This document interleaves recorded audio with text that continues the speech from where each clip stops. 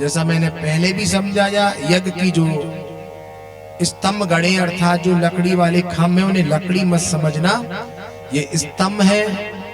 बीच में जो 4 स्तंभ गड़े हुए हैं ये वेद हैं, ऋग्वेद, यजुर्वेद, सामवेद, अथर्ववेद। हर दिशा में स्तंभ गड़े हुए हैं, हर देवताओं की नाम के झंडे लगाए गए हैं। और गुप्त नवरात्रि का महापर्व चल रहा है। गुप्त नवरात्रि के महापर्व में यदि हम श्रीमद् भागवत कथा के एक श्लोक को भी सुन लेते हैं तो उसका विशिष्ट फल बताया गया है। श्रीमद् भागवत कथा तारने वाली है। श्रीमद् भागवत कथा में हम भगवान की लीला को सुनते हैं तो हमारे घर में कभी भी विपदा नहीं आती, हमारे घर में कभी भी कोई परेशानी नहीं आती, कभी भी रोग नहीं सताते। श्रीमद् भागवत कथा के श्रवण से जन्म जन्मांतरों के पापों से मुक्ति मिल जाती है। श्रीमद् भागवत कथा को ध्यान पूर्वक सुनना चाहिए। यह कल्प वृक्ष के नीचे बैठ करके केवल हम भगवान की कथा को ही सुने। जो कोई भी भगवान की कथाओं को श्रवण करता है उसका भाग्य उदय हो जाता है। भाग्य को उदय करने वाली है भागवत, क्योंकि उसमें भगवान की लीला है। श्री हनुमान जी महाराज जी की प्राण प्रतिष्ठा हो रही है।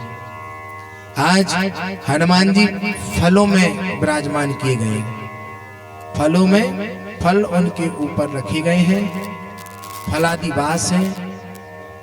कल उनका पुष्पादि वास होगा, अक्षत इत्यादि वास होगा, यानी चावल में और फूल में रखे जाएंगे।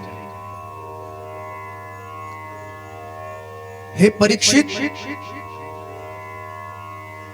कलयुग में जो भगवान की लीलाओं को सुनता है, भगवान के ही नियम, भगवान के ही ध्यान में अपना मन लगाता है, अपना चित्त लगाता है, उसे प्रभु की प्राप्ति होती है। यदि कथा आप केवल कथा ही सुन रहे हैं, मेरा आपसे पक्का वादा और वचन है, आप किसी भी पीड़ा में क्यों ना हो, हर पीड़ा को प्रभु हर लेते हैं। किसी भी प्रकार का रोग क्यों ना हो। हमारे एक यजमान जी हैं, वो बोले गुरु जी आप कहते हो कथा में बहुत कुछ प्राप्त हो जाता है, तो मुझे क्यों प्राप्त नहीं होता। तो मैंने कहा कि सुनो, कथा से प्राप्त ही होता है, कुछ जाता नहीं है। कैसे?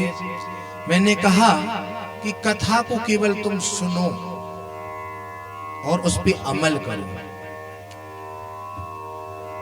अब एक मैया एक दिन की बात है, मेरे से पूछ रहे, गुरु जी एक बात बताओ, हम हनुमान चालीसा पढ़ सकते हैं क्या?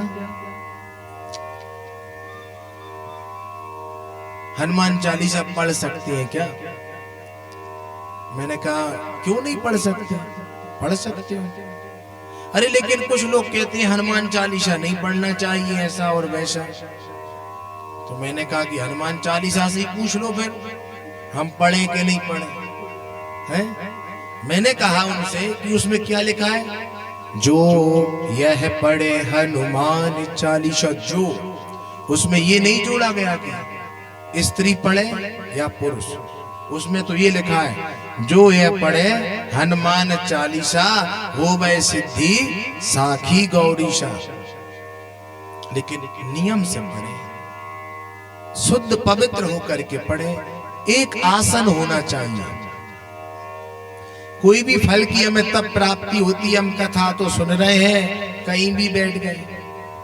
एक स्थान बनाओ, एक स्थान पर यदि 7 दिन की कथा सुन ली जाए, शांत चित्त होकर के कथा सुन ली जाए, तो उसका हे परीक्षित अभीष्ट फल है। कभी स्थान कहीं हो गया, कभी कुछ हो गया, कभी कुछ हो गया, और कथा में ही ज्यादा परेशानी। अब कथा सुन रहे हैं, फोन आ गया, हलो हलो कर दिया, और फिर भगवान सुनते जी हलो हलना भी चाहता है तो वहां से हिला देते हैं, अरे भगवान बचाओ बचाओ, बड़ी परेशानी है। जब भगवान का पूजन कर रहे हो तो मोबाइल का भी इस्तेमाल नहीं करना चाहिए, समय का वो है। लेकिन ये उसके लिए जो बिल्कुल यजमान बन करके बैठा है, और यदि आप स्वयं भी यजमान बन के बैठे रहेंगे तो उसमें कुछ आपका बिगड़ा नहीं जाएगा। कथा तो फल देने वाली है। जैसे अग्नि का काम है जलाना, वो जलाएगी, आपको उसका ज्ञान हो अथवा ना हो, उसका काम है जलाना।